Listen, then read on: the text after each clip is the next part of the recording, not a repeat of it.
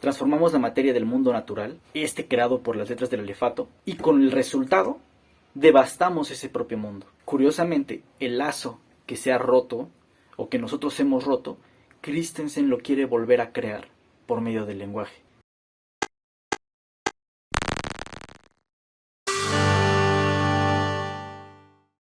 En el Zohar, o el libro del esplendor, se plantea que las letras salieron y crearon el mundo de arriba y el mundo de abajo. Esto es porque en el antiguo pensamiento hebraico, las letras no son simples signos, sino los ladrillos de la creación, como los llama el Sefer Yetzirah. Es decir, son la materia con la que está hecho el universo, con la que se formó todo. Esto es porque en el Sefer Yetzirah se propone que todo fue creado por las séfiras o atributos de Dios y la permutación de las letras del alefato. Y los trazos con los que se forman las letras contienen algo de sus atributos. Hace 40 años, exactamente en 1981, una poeta danesa, Inger Christensen, se nutrió de esta visión y así surgió su obra Alphabet, o Alfabeto, un poema sistémico que se construyó con la sucesión de Fibonacci y la visión del Sefer Yetzirah.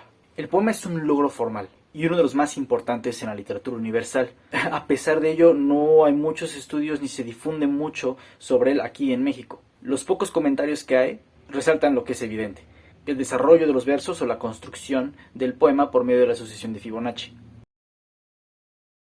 Pero no se habla sobre lo que este poema realiza de las propuestas del Sefer Yetzirah.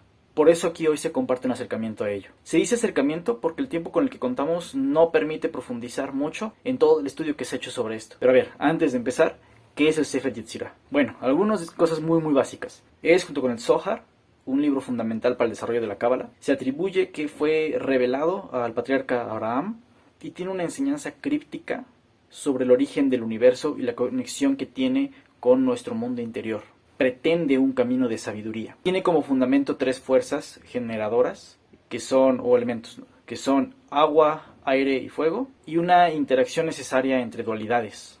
Esas dualidades se manifiestan por medio de las 7 consonantes del alefato, que tienen sonidos dobles, uno suave y otro fuerte, si es que les acompaña un punto llamado dagesh.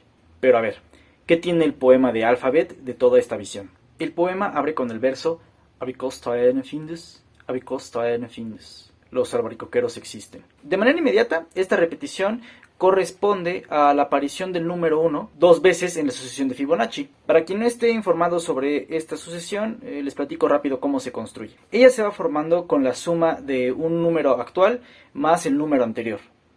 Empieza con 0 y le sigue el 1. Entonces el número anterior sería el 0 y el número actual sería el 1. Al sumarlo, 0 más 1 da 1. Entonces ahora tenemos como número anterior al 1 y como número actual a este nuevo 1 que es el resultado de la suma. Hacemos esta suma ahora de 1 más 1 da 2.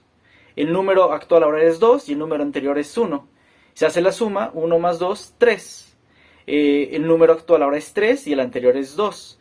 Se hace la suma, 2 más 3, 5. Y así sucesivamente. 3 más 5, 8. 5 más 8, 13. Y etc. Como se pueden dar cuenta, el número 1 apareció 2 veces. Y por eso este verso inicial aparece una duplicación. Pero la repetición tiene más motivos, que son las letras dobles del alefato, estas que tienen el dagesh, y las fuerzas elementales creadoras, principalmente fuego y agua. Empezamos con lo de las letras dobles.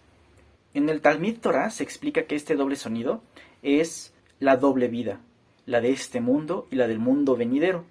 Esta dualidad está también en 2 letras importantes, que son Vav, que es el principio masculino, y Hey, que es el principio femenino. Ambos unidos como marido y mujer. Los dos no forman sino uno, pues básicamente son las fuerzas primordiales o lo necesario para que surja la vida.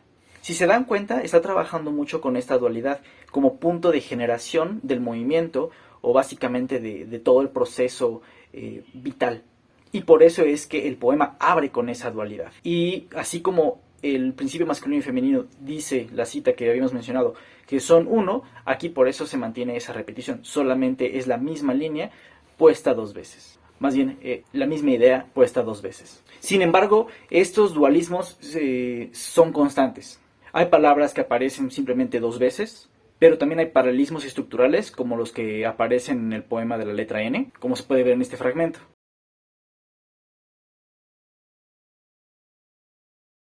Ahí se puede ver incluso cómo está separado una parte y la otra, y hay una constante repetición de elementos de uno de los lados. Sin embargo, lo más constante de estas dualidades en el poema son los opuestos: juventud, vejez, realidad humana, mundo natural, olvido, memoria, amor, odio, y quizás el más importante es fuego y agua, que son las fuerzas elementales mencionadas en el Sefer Yetzirah, y que se conectan con el tema central de este poema, que es la creación y destrucción del mundo, este proceso de creación y destrucción del mundo, por la oposición de dos fuerzas: la acción humana, que sería la que destruye, y el mundo natural, que es el creador. ¿Cómo se manifiesta esto en el poema? Unos pequeños ejemplos. En la letra B aparece el hidrógeno, el cual está lleno de vida al acompañarlo la abundancia nerviosa del helecho, una planta protectora y que además atrae la lluvia. Y también está la zarzamora, que es un símbolo del fuego. Entonces ahí tenemos otra vez fuego y agua. Dice esta sección: Weinen findes, o bomba, bomba, o bom findes, o buenten, buenten. ¿Pueden notar las duplicaciones? Además, en un nivel sonoro, el sonido bilabial vibratorio de la B, con las sonantes vibratorias M y N, retumba, y eso expresa lo contenido en el hidrógeno. Al ser manipulado por el hombre, aparece la detonación de las bombas, que está presente en las letras J y K. Buen bomben findes, en bün o magdü. Y después, 140.000 muertos y heridos en Hiroshima, unos 60.000 muertos y heridos en Nagasaki. ¿Se dan cuenta cómo hay paralelismos estructurales aquí también? Además de este asunto sonoro, los símbolos del helecho y la zarzamora, como ya se dijo, se relacionan con los elementos creadores mencionados en el Sefer Yetzirah. De este aire aparecerán el agua y el fuego. Del agua primordial emergerá el caos cosmológico, y del fuego primordial el trono de la gloria divina. Sin embargo, aquí en el poema, o en lo que acabamos de ver, estos elementos son utilizados por el hombre para destruir, de modo que la gloria divina se transforma en la explosión de la bomba atómica, que se vuelve a afirmar en un poema más adelante. La bomba de cobalto existe, envuelta en su capa de isótopos cobalto 60, cuyo periodo de semidesintegración garantiza un efecto extremadamente dañino. Todas las dualidades logran en la enunciación como una sensación de movimiento, y eso llena de vitalidad al poema. Así se realiza la idea de que el lenguaje tiene una fuerza generadora, pero no acaba ahí.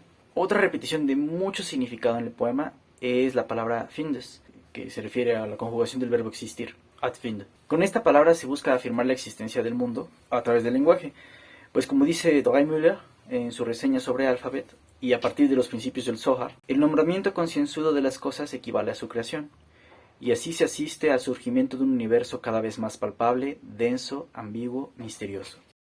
Pero también se relaciona con el poder del acto de enunciación en el pensamiento hebraico. En hebreo hay 3 palabras que establecen esta relación entre enunciar y formar o crear, y son vayitzer, vayipaj y vayikra, que más o menos son algo así como formar, llamar y sacar aire. Estas palabras comparten 2 letras en su inicio, al escribirse.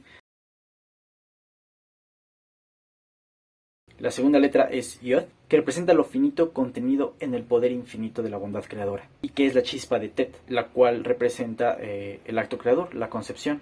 De esta manera se unen poder creador y realidad creada.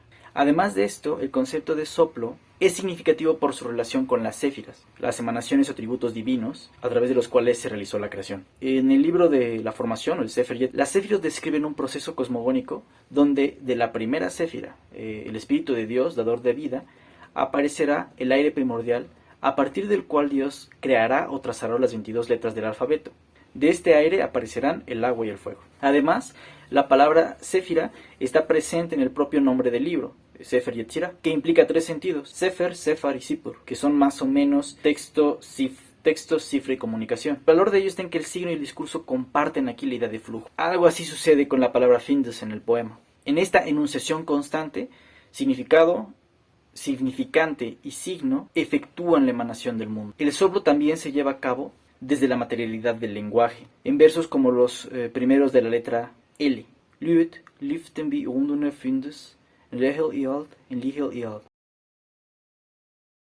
Ahí, si se dan cuenta, la combinación de las vocales con las consonantes, además de los finales fricativos y sonoros, generan una salida mayor del aire en la enunciación. Esta idea de la importancia del aire se reitera en la letra I a través del oxígeno, que está presente en el agua, fuerza creadora, y por eso se mencionan objetos relacionados con ella. Los ejemplos continúan.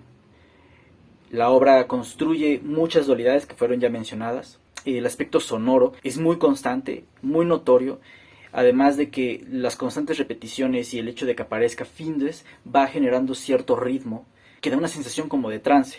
Además, este verbo cada vez va apareciendo con menos frecuencia conforme la sucesión de Fibonacci crece y los versos son cada vez mayores. Entonces da la impresión de que lo creado se va como consolidando, cada vez es más firme, cada vez se va moviendo por sí mismo o va fluyendo, y esta fuerza generadora se va ocultando. Lo que la obra busca manifestar con todo esto es nuestro lazo con el mundo, con las cosas, con la vida. En el libro de Bereshit se dice que Adán tiene que guardar y cultivar el huerto, es decir, ayudarlo a que cumpla su propósito y persista como flujo creador y flujo de vida. No debe devastarlo, sino cohabitar con él. Christensen trata de la destrucción de este lazo, porque hemos visto al mundo como una herramienta. Transformamos la materia del mundo natural, creado por las letras del alefato, y con el resultado devastamos ese propio mundo. Curiosamente, el lazo que se ha roto, o que nosotros hemos roto, Christensen lo quiere volver a crear por medio del lenguaje, que es básicamente uno de nuestros artificios, pero es uno que emana desde nuestro aliento, desde nuestro interior. Solo queda finalizar el acercarse a esta obra, acercarse a la autora, acercarse a estas formas de ver el mundo, y que puedan nutrir incluso la producción de poesía aquí en el país, con riquezas formales tan grandes como las de Inger Christensen, una combinación léxica muy rica y visiones tan profundas de la realidad. Gracias.